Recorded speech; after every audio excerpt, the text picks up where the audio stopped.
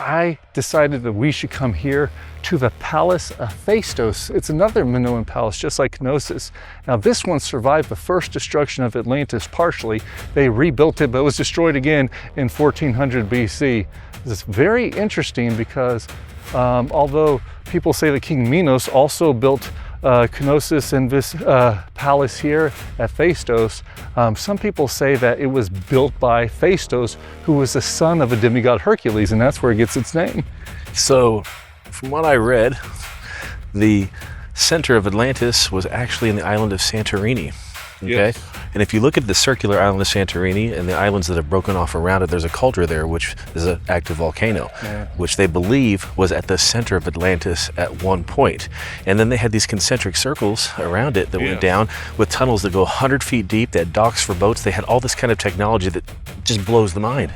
Wow, this is incredible though.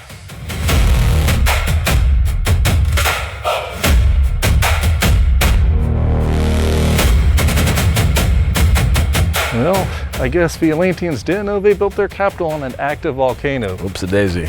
And in fact, there's a fault line that runs under that volcano, and it actually separates the continents of Africa from Europe. It's pretty gnarly.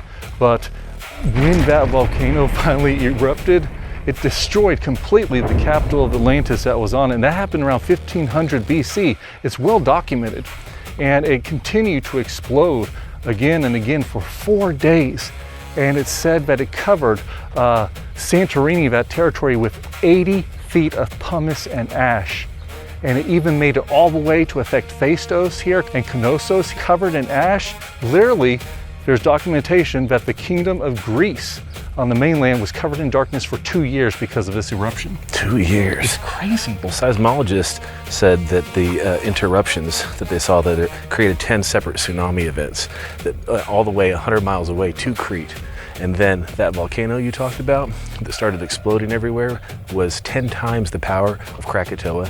Whoa. That it could be seen from Egypt, Israel, and Turkey, and that pumice and ash was found in the Nile Delta and the Black Sea. That's how far. That is insane. Whoops, don't build it on that volcano.